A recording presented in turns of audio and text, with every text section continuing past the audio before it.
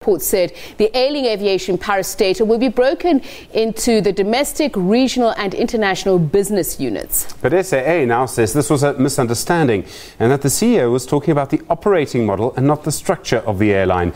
South African Airways has not made a profit since 2011. It was given a 5 billion rand bailout last year. Mbalenhle Mthethwa caught up with SAA spokesperson Tlali Tlali. It is a case of a message that was lost in translation. Earlier on, we had a session with the stakeholders, and this is part of the engagement sessions that we have with a number of stakeholders. We do engage employees and labor, and we decided that this time around we should speak to our external stakeholders. During that session, where the CEO was providing an update insofar as the progress we are making on SAA strategy implementation is concerned, he spoke about a specific detail where he made reference to the operating model at SAA. The CEO indicated that based on how we used to conduct business, we need to change tact and employ different tactics, and part of what we are going to do is to introduce a new operating model at SAA, which is part of a transformation where there will be introduction of 3 business units. What that means is that SAA as an airline, the entity will remain as a single entity, but you will have, if you like, a reconfiguration of your internal resources in order to do 2 things to achieve them, which is 1, more efficiencies, and 2, to bring a much more level of accountability insofar as our operations are concerned. And the 3 business models are really superimposed on our route network structure. We have a global footprint where we operate in the international segment, the regional segment, which is the African continent, and the domestic segment. Out of that, we decided that there should be these 3 business units that are going to take responsibility and accountability insofar as performance is concerned. So there will be management levels responsible for these 3 business units to ensure that they take accountability for route performance, which is one of the critical elements in the context of our business. Our core business is really about transporting passengers and goods from one point to another, and we look at the granular detail, and this will be part of a precision management where we'll hold specific individuals accountable for specific route performance, and that's how it should be understood. But SAA is not being broken down into 3 separate entities. Okay, I think that's comforting for those who are concerned about SAA possibly being privatized. I know SAA has been in the process of finding a private equity partner. Can you tell us how that's going?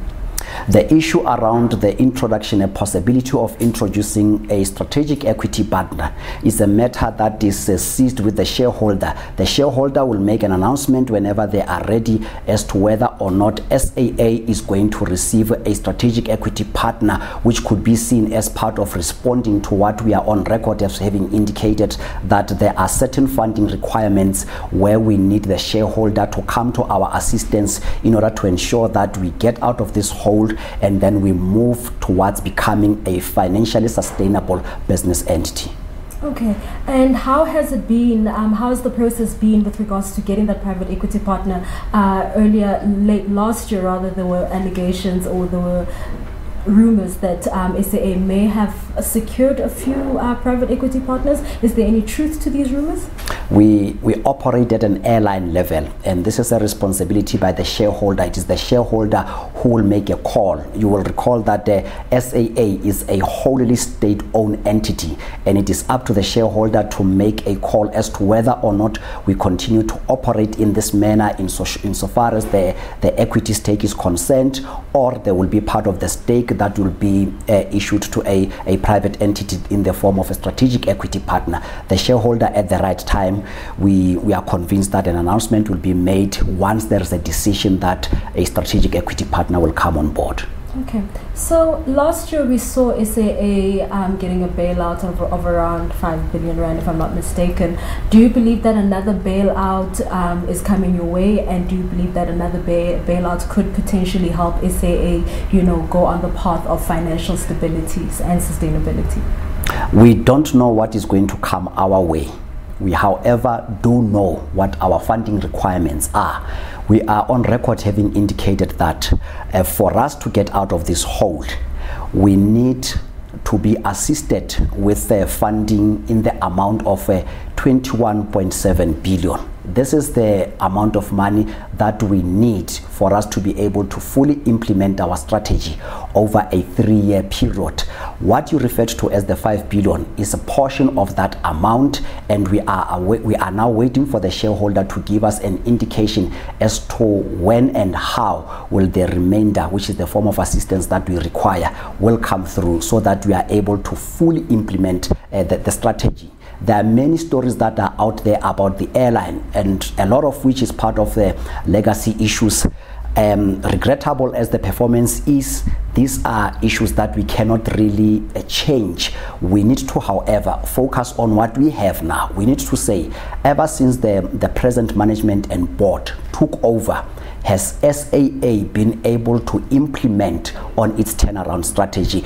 And an answer to that is in the affirmative, that we have been able to perform positively, and in some instances we have even exceeded our targets. So we are on course insofar as the journey of transforming the business is concerned. All we need is assistance by the shareholder so that we are able to fully implement the strategy. For the most part, the airline has not been able to fully implement the turnaround strategy to a point where people could start being suspicious that maybe there is fault with the strategy. It is not the fault with the strategy. It is us having an opportunity to fully implement the strategy. We have reorganized ourselves, and we believe that in the shortest time of 3 years, provided we get funding and other requirements are also met, we should be able to deliver on our promise, that is bringing the airline to financial self-reliance by the end of financial year 2021. Some news just interesting.